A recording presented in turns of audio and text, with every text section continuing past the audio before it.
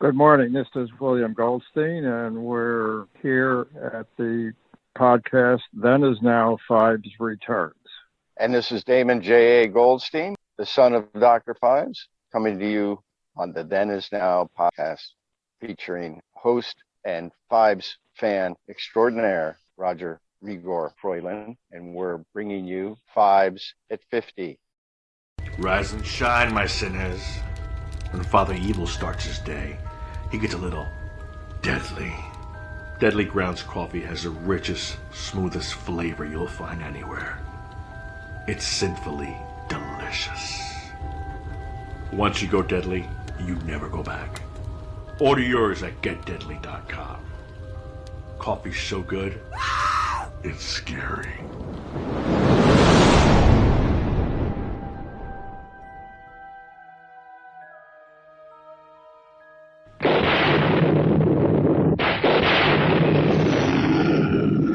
What kind of a sick school is this? Uh-oh, don't go! The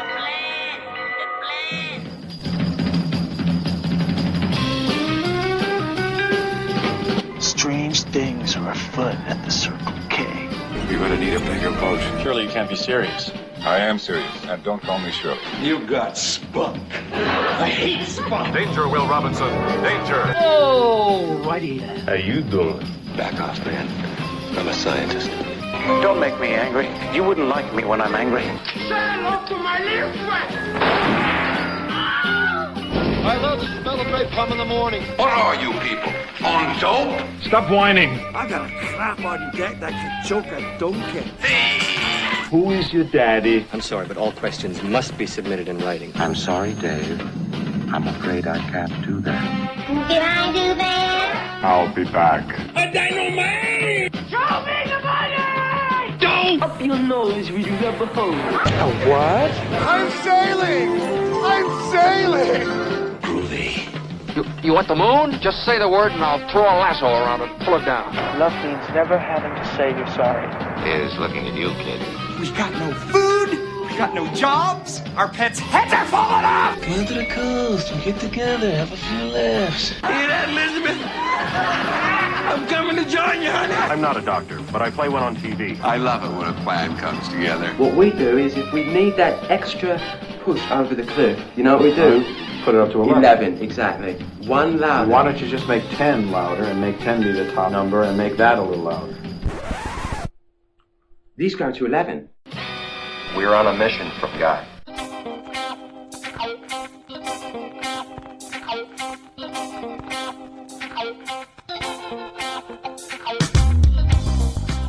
Welcome to a very special episode of Then Is Now podcast. I am your host, Re-Gor. In episode 40, we had the creator of the film, The Abominable Dr Phibes, William Goldstein, and his son Damon on the show to discuss the legacy of Dr. Phibes and all the stuff that's happening with the upcoming third film and all the things that made the original movie so great. Well, the 50th anniversary of the film is this month, May of 2021, and William and Damon are back to discuss their special 50th anniversary celebration, as well as to talk about all the books they've written that have expanded the Phibes universe.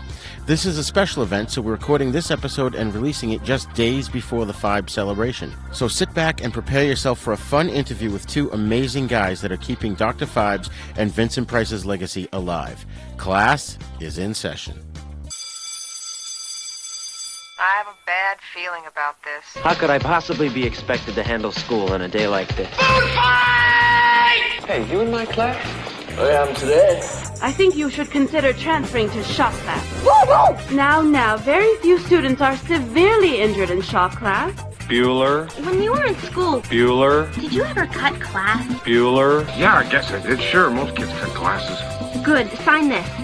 He's sick. I get so lonely when I hear that third attendance bell ring and all my kids are not here. 7 years of college down the drain. Fat, drunk, and stupid is no way to go through life, son. You lack discipline. As long as I'm here, there will be no grades or gold stars or demerits. We're gonna have recess all the time. Woo! Go, play, and have fun now! Folks, I can't tell you how excited I am to have back on the show two great guys that are keeping the legacy of a horror classic alive. Joining me once again today are William and Damon Goldstein. Welcome back, guys. Thank you, Roger. Thank you for having us. Yes, excellent, excellent. I'm so honored that you guys were able to come back on the show. And, you know, as we said when you guys were here last, The Abominable Dr. Phibes is an important part of horror film history. And you guys have done a great deal to keep it and its sequel, Dr. Phibes Rises Again, not only relevant in our pop culture, but you've also expanded the Phibes universe, or as I like to call it, the Phibesverse. Now, the 50th anniversary is upon us, so why don't you guys tell our listeners about the celebration that you've got coming up? Well, as you've seen, we've been invited to Peter Fuller's Legacy of Vincent Price UK podcast to be guests on his show, and it's going to feature, as we've just outlined, the 50th anniversary of The Abominable Dr. Phibes, a horror cult classic film from 1971. We're going to be on this podcast. My father, who's joining us today, as you've just heard, and also Carolyn Monroe, Lady Victoria Phibes, from the original film. Now, in that film, she didn't have a speaking part, and in fact, she's uncredited with the role. They just showed some stock photos of her, but she's going to be joining us on that show, and that's our main push for the 50th anniversary. We do have some other podcasts lined up, including another return visit with you, Re-Gor. So we're going to extend our celebration throughout the year. Extend is the right word. Let's remember that we have a very wide global social media presence. There must be at least half a dozen groups. A new one just joined with 1,500 members. That's thanks to you, Damon, for engineering all of that. And individually, text and LinkedIn messages just keep coming. So bring them on, and we will accommodate you. I should mention, Under Wraps now is a brand new story, Forever Phibes. The script is just rounding into completion. It's got a new desk geometry in it and fitting adversaries for the Doctor.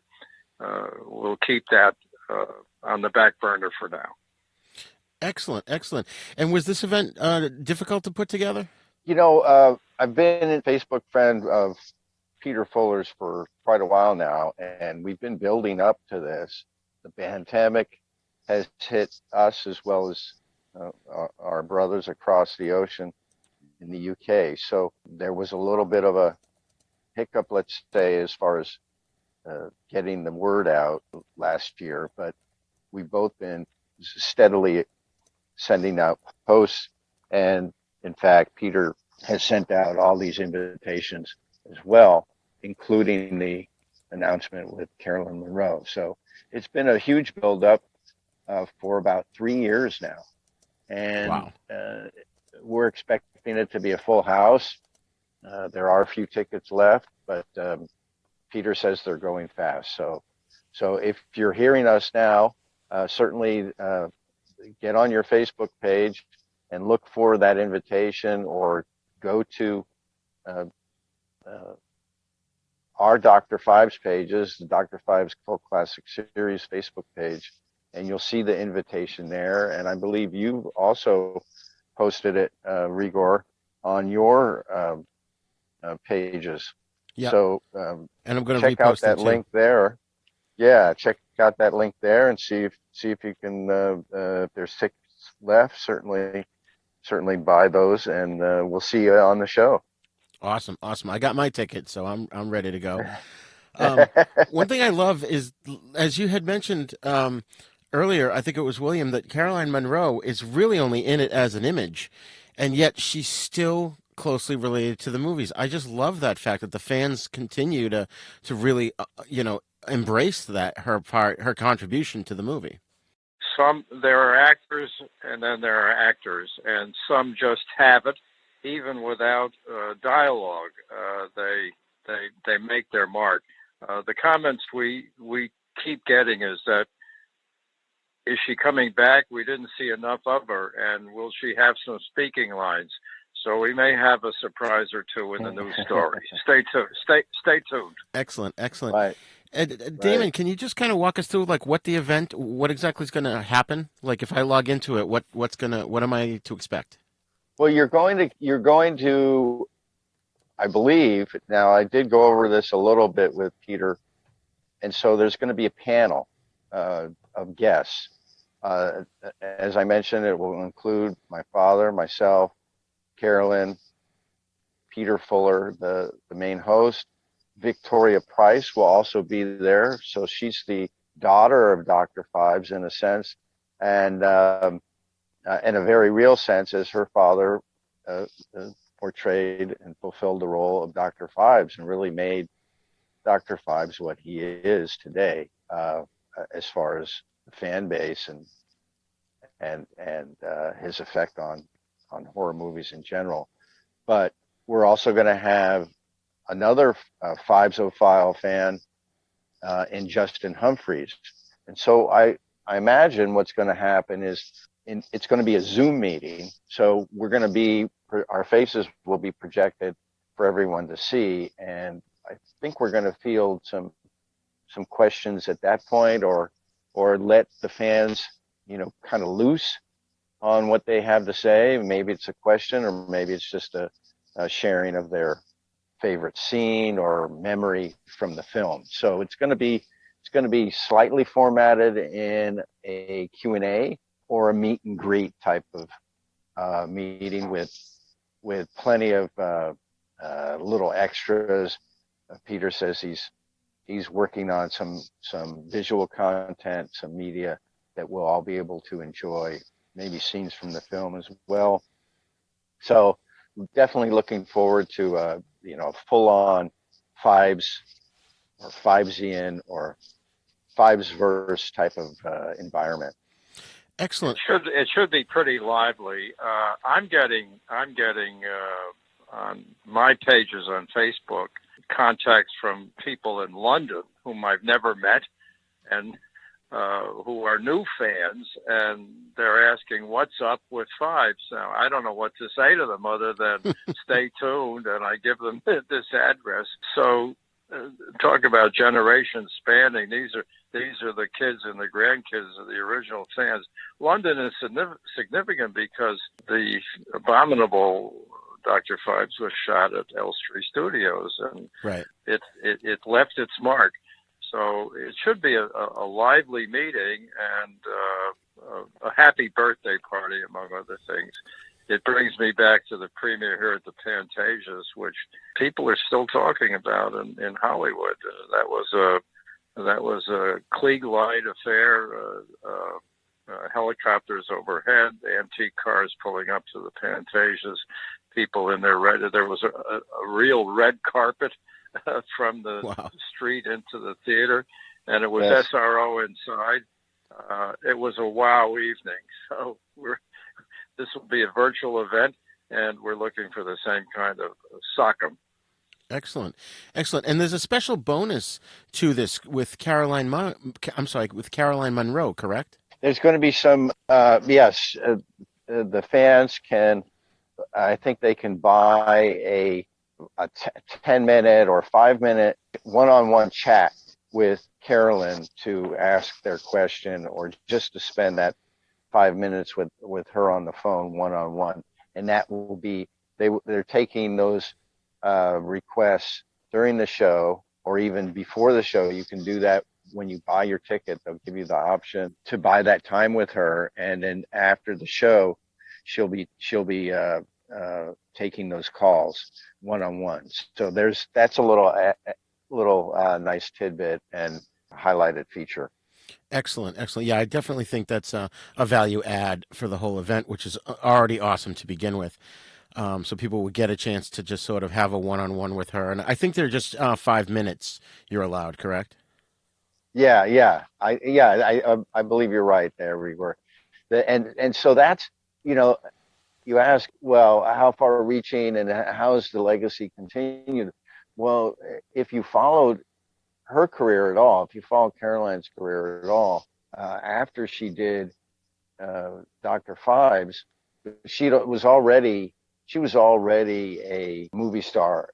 Before that, she did The Adventures of Sinbad and a couple of other, let's say, pseudo sci-fi. I say pseudo because it was in the past. She did, Sinbad was kind of like Arabian Nights as far as when it was situated. And so a B movie, I guess you would say B movie, but she was really good, and she was often the lead actress in the film. But she went on to do a Bond film. So she's a famous Bond girl. Yep. From the James Bond series.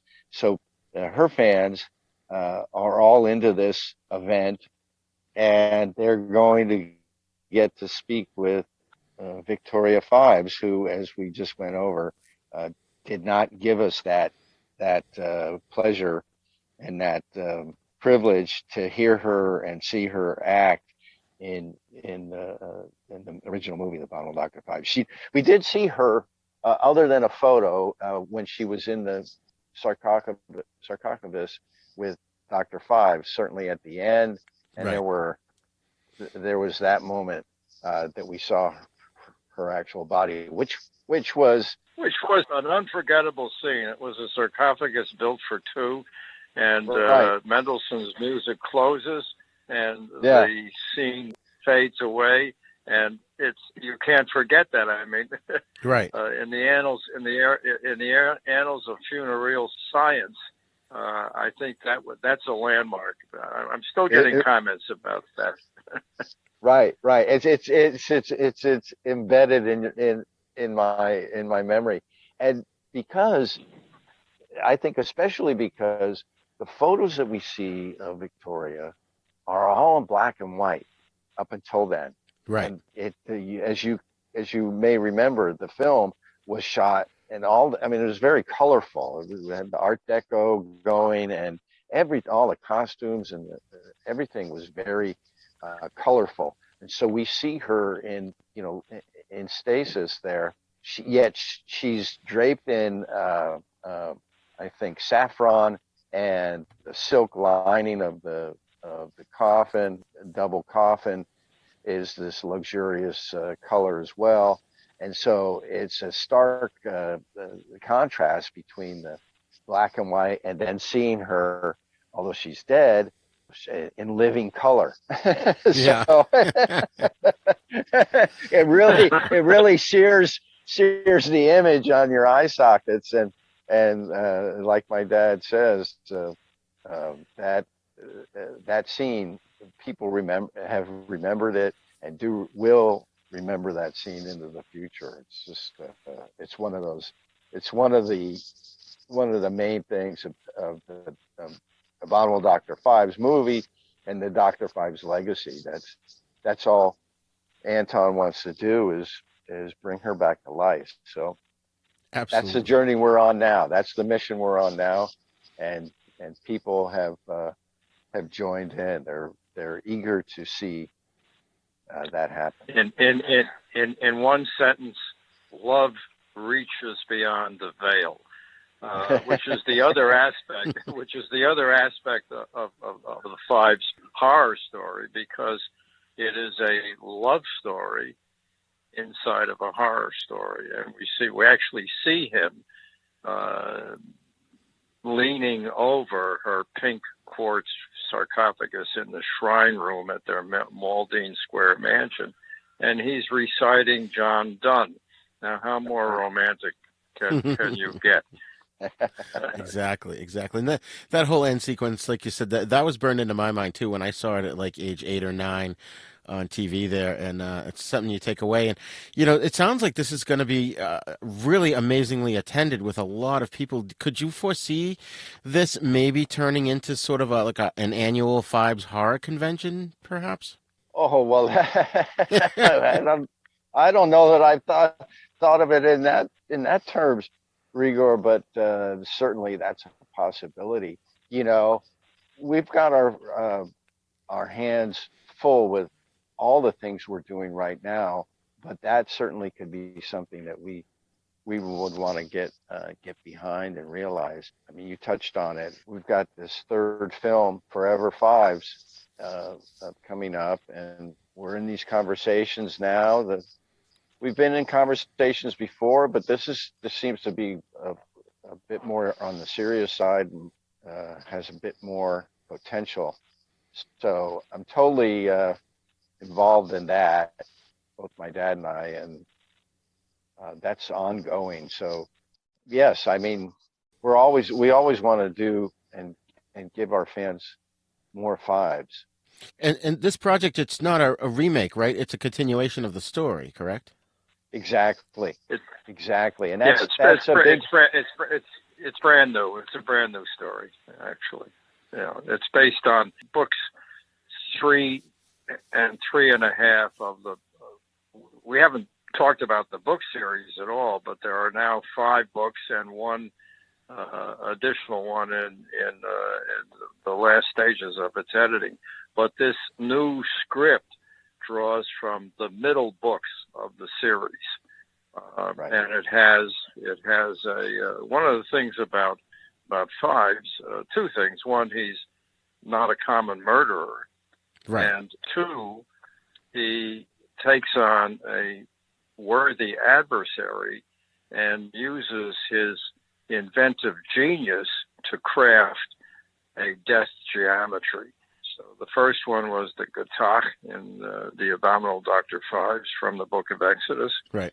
The new one is under wraps, but let's for now let's say that it has a Middle Ages source that was widely associated with the morals and beliefs of that period, and it's scary as hell, all hell.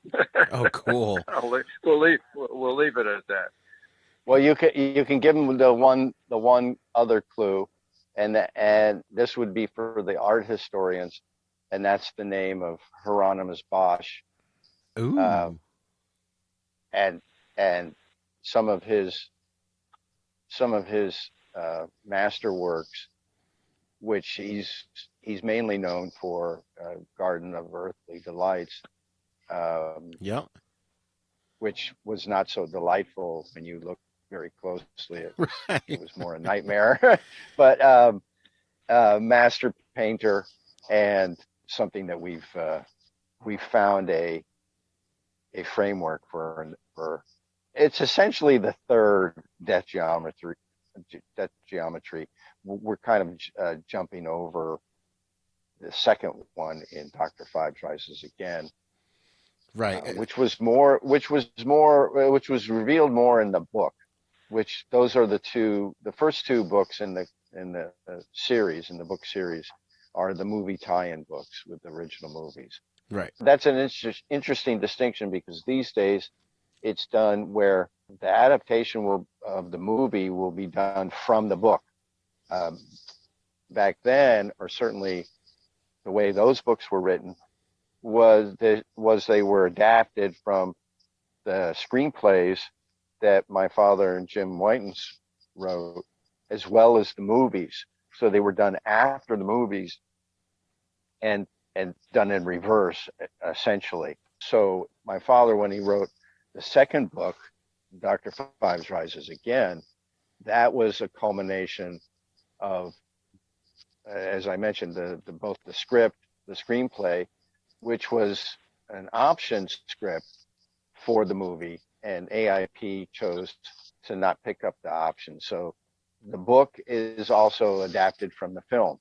So you have the book containing information and scenes and dialogue and all of that, and character development included in this second death geometry, which, as the fans may know, was set in Egypt. Right. And all of those deaths were framed around that geography, as well as a loose connection to 7 deadly sins and some other Egyptian connections. The books since then have branched out and have. We now have a population of. Here's the thing about Balzac was an example. 50 novels. He met characters along the way. He met names along the way and would use them for the story and then discard them. And 3 or 4 books later, he'd meet them again, and he'd have a built-in personality, which he didn't have to invent. And that's what happens in any story that's worth its salt. So what's happened with us, with Phibes anyway, is out of the 2 early books have come a few characters, but they simply have multiplied now, and I have a whole population here on the shelf, and Yeah. some of them. Well, for example, the book 5 is Dr. Phibes Anniversary, and it's a travelogue of the band, which are techno aristocrats made by Phibes as part of an entourage, but they are discovered by a high school student and his girlfriend, who they don't abscond with them, but they take them on a musical tour of the country, and they play concerts, and we meet and get to know Willie Sweets, for example, Gottfried, the bassist player, and their lead singer, Sophie, who is the penultimate Phibes creation. And there's something very curious about her, because we see her and we see the lines. She's looking at herself in the makeup mirror, and she says something. And hang on to this, because this is a new thread of another story. In the annals of puppetry, being like humans is the desired effect. But she looks at herself in the mirror and she says, "I know I'm supposed to be human, but do I really want that?" And she looks again at her image and she says, "Do you?" Now that's a whole other thing. And the initial reactions I'm getting to that's scary in itself. I won't say any more, but you will hear more of the puppets of Phibes creations. We can spend an hour or two on how exactly did he get to do that, but that's all very technical, very, very, right. Very involved. Anyway, let's leave it at that.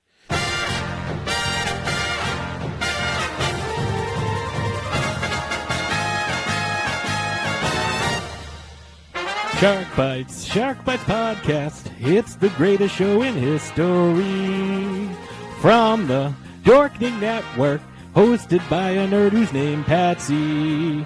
From movie reviews to tips on surviving the coronavirus, Shark Bites has it all. Follow us on Facebook and suggest topics at sharkbitespod@gmail.com. Available on iTunes, Stitcher, Spotify, and wherever you get your favorite podcasts. Hello, this is Rod Barnett.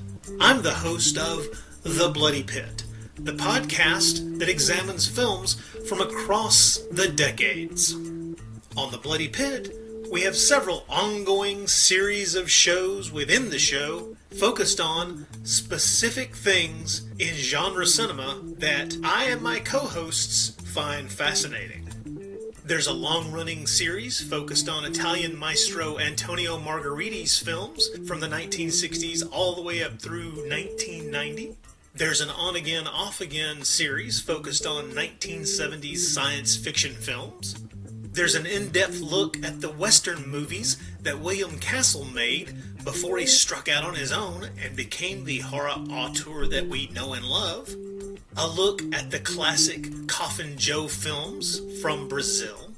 And our long-term project to look at every Universal horror film made in the 1940s. That's a long project, people. It's going to take us a long time.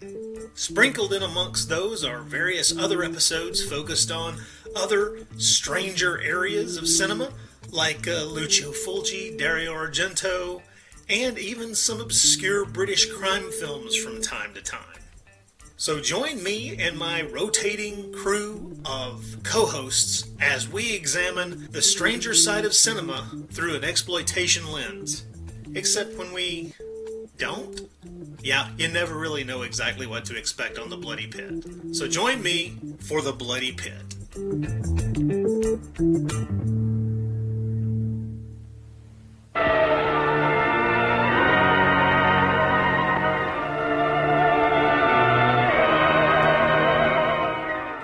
for a spine-tingling, nerve-shattering podcast featuring all your favorite monsters. You won't believe your ears when you listen to Monster Kid Radio.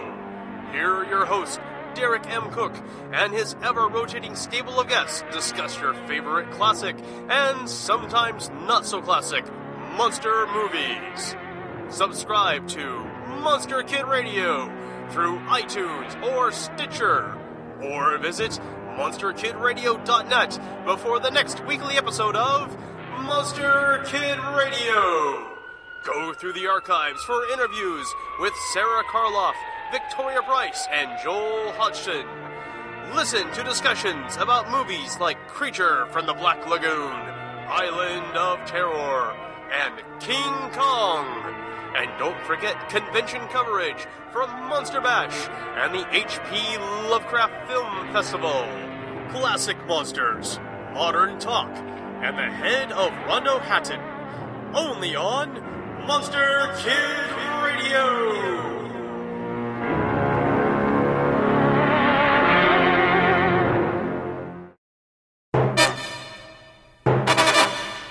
And I love how the novels you've deeply expanded the Phibes universe, the Phibesverse, and especially in your novelization of Phibesverse again, I think you made Darius Biederbeck an even more worthy adversary than when Robert Corey portrayed him in the movie. Well, let me say this about that. The pyramids were at one time served by water, the Quaternary Aquifer, to be specific. And it was believed, and still is believed, that underneath the Great Pyramid is water that hasn't seen air, touched by air, for 3 millennia. And it's referred to as fossil water. Now, in the book, we describe the race that Biederbeck is on. He's running out of his elixir. Right. And he's rushing to get back there, to get a refill. And literally, I mean, he's a vain man who wants to keep his looks and be special with the ladies. That's what he most wants to do. And unfortunately, Phibes and he are on a collision course. But we make more of that in the book than we did on the film. Yeah. I've gone back to that. It's a touchy issue because archaeologists are not convinced now that the water is still flowing. At one time it was. So, and when you deal with scientific research and information, you have to be very careful, because if you flub it, if you fool around with it, you can make enemies. And scientists, I'm a chemist by trade, so scientists are very careful about what's said and correcting what isn't right. So anyway, fossil water is there.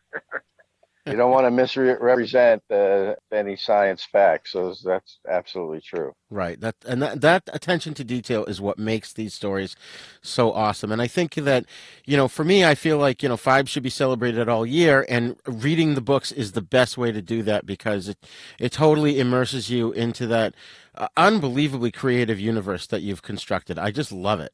Thank you. Thank you, Re-Gor. That's been the focus. I mean, it's been about 10, well, it's going to go on 12 years, pretty much, where I signed up full time to work with my dad and do exactly that. We've developed not only past characters, but we've also taken Clockwork Wizards, as my dad mentioned some of the names, and given those individual musicians a full-on character that each one of them can be a story in their own. And in fact, that's what we've done with Sophie. She's a Clockwork Wizard, but she's also transitions into the band that can play forever, and the Androbots.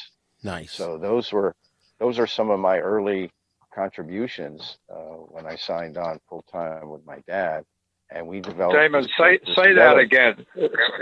Say that again. What's that? The band that can play anywhere, anytime, any place.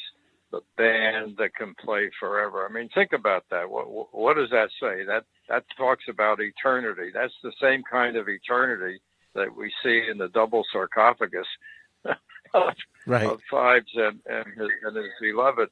So we're really touching on eternity here. And remember what we said earlier: love reaches beyond the veil. Just keep that in mind. Right. Well, you know, somewhere over the rainbow, love means forever for Dr. Phibes. Right. That's true. That's true. And that's a very subtle underlying theme that I've brought into our pages, and we have interlaced in most of our digital content, is the rainbow. And because it was at the end of the original, the second film, they had it in there, but for copyright reasons, the writers of that song, the Somewhere Over the Rainbow, was cut. They didn't appreciate that the reference of being in a horror film from a classic Wizard of Oz origin. So, but they have since restored that ending. Yes. And you can actually go on YouTube and catch the ending of the film with that song featured back and fully restored. And it's wonderful. I mean, it's wonderful. It's supposed to be Vincent singing the song. And I'm not positive if it is or not. That's one of those things you can't really confirm, but I think it sure is. Sounds like him. So it's a treat. It's a special treat. And at both endings of both films, the first one, we get his laugh, his trademark laugh, Vincent Price trademark laugh after the sarcophagus coffin closes. And then at the second one, we get him after the gates close behind him, and Bieterbeck shrivels up into dust because he's run out of the elixir. We hear Vincent going down the river there on a kind of a gondola. He's on it. Yeah, the river Styx on a gondola with and somehow Volnavia's come back and she's with him, and he starts singing there as he's rowing. So he starts singing Somewhere Over the Rainbow, and it's amazing. It echoes through the water there. It's a great scene, and that's another one that just sticks in your memory. It stays with you once you've heard it and seen it. And so the fans, these are the highlights that the fans have really grouped around and want to see more and more of. Well, I love that. I love. Oh, go ahead. No, go ahead. I was just repeating. It's just been, you know, we find these little tidbits, these little special moments, and that's where it opens up into a whole new world, because you take that, just like my dad said, you've got these characters, and when you meet them again, they've already got their personality. They've already got their, let's say, sayings or idiosyncrasies about them. So it just flows. Once you meet them again, you're gonna hear them speak this way. They're going to look this way. They're going to act this way. This is already set up for you. You essentially just have to kind of let the words flow. Right. Let the words flow. And one thing I love is the irony of the rainbow as a metaphor, because it's one of those things where it's almost like Phibes' goal. And, you know, he's constantly trying to get to the end of the rainbow, and it's almost an impossibility, but damn it, he's going to do it anyways. You know? Exactly. No, he's undaunted. He's undaunted by the challenge. And, you know, this is another one of those subtle connections to what we're seeing visually that isn't necessarily spoken about. It's kind of between the lines, but Volnavia, now Sophie, and the Clockwork Wizards themselves, they're more than just his entourage, and they're more than just his assistant, his mute assistant. and we only hint at it, but there is a very deep story there. Yeah, that is connected to Dr. Phibes' Forever mission, and this is the foundation of what and why he's continuing this mission. Right. He is going to find out. He is going to find the fountain of youth, or the way to bring his dead wife back to life. He's going to do that, and that is his forever mission. So these are essentially his efforts, the fruit of his labor, and ultimate goal is to bring her back to life through this experimentation. So they're a construct.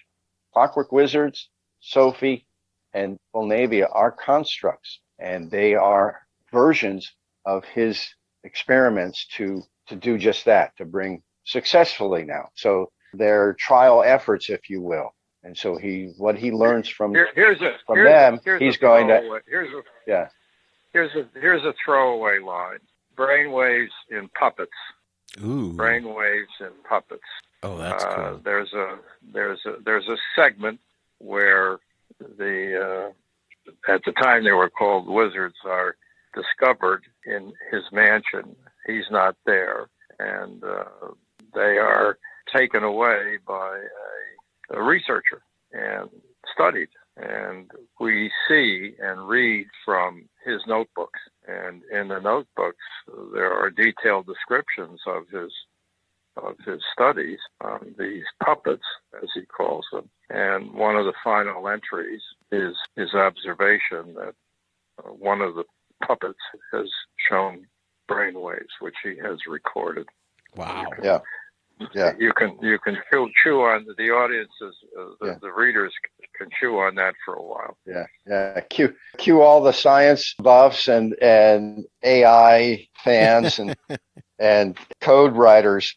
Nice. That's amazing. Well, guys, I'm so excited for this. Like I told the folks at the very, very beginning of the show, we're doing this week, and we're going to release it. I'm going to have it posted in the next day or two, so we have plenty of time between when it gets posted and when the event is, which is on Sunday, May 16th, right? That's correct, yes. What time is it at? Here on the West Coast, it's going to be at 11 a.m. in the morning. Okay. Which, from what I understand, is 6 o'clock UK time. That's in England. And then on your time, what is it for your time, Roger? It'd be 2 o'clock. Okay. That's perfect. You're in Chicago, Roger, right? The what? You're in Chicago? No, I'm in Maine. You're in Maine, right? Whereabouts? It's a little town called which is just on the New Hampshire border. Okay. We used to summer when we lived in upstate New York. We used to spend a couple of weeks in the summer on the coast, just above Kennebunkport. Oh, very nice. And I remember the lobster pots and the perfect white sand and the blue Atlantic. Pacific, as you know, is green. The Atlantic is blue. You live in a very beautiful state, so good for you. Well, thank you. Thank you. Yes, the beaches are amazing here. So, all right, guys. Well, I'm hoping to have you guys back again in a few weeks so we can do a follow-up on the event. You can tell us all about it and maybe elaborate on some surprises that you unveiled during the event, too. Does that sound like fun? It does sound like a lot of fun. It does. Thank you very much for your introspective and expert hosting, and we'll look forward to the results in a day or two, and perhaps the next meeting in a couple weeks. So again, thank you very much. Take care, and I'm going to sign off now. Excellent. Thank you so much. It's been an honor. I truly appreciate it. All right, take care, guys. Re-Gor, thank you so much for having us on your show. We've had a great time, and as my dad just said, we look forward to seeing you again. Maybe in a couple of weeks, and we'll report back to you on the event. Obviously, you're going to be there too, so we'll share some good times from then. Great. Well, thank you so much, Damon. All right, Re-Gor, take care.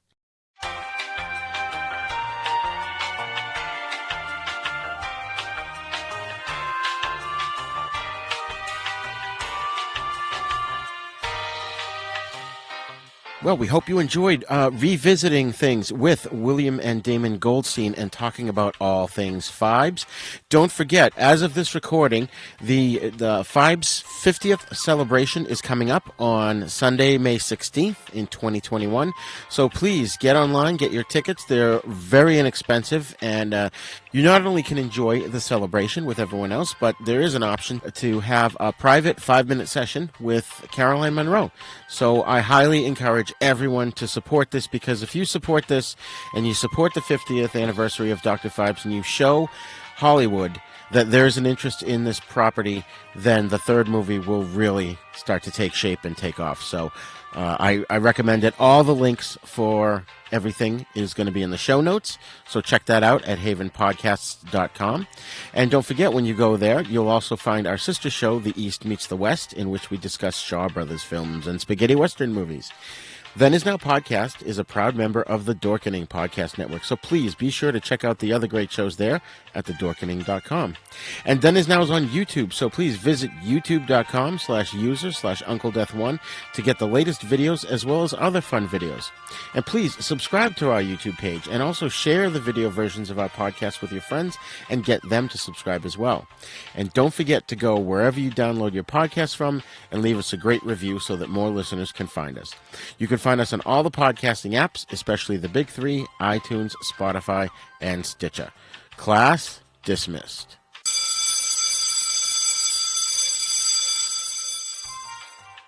Then Is Now Podcast is intended for entertainment, educational, and informational purposes only. Sounds, music, and clips played during this podcast are the property of their copyright holders. All original content is copyright Jupiter Media.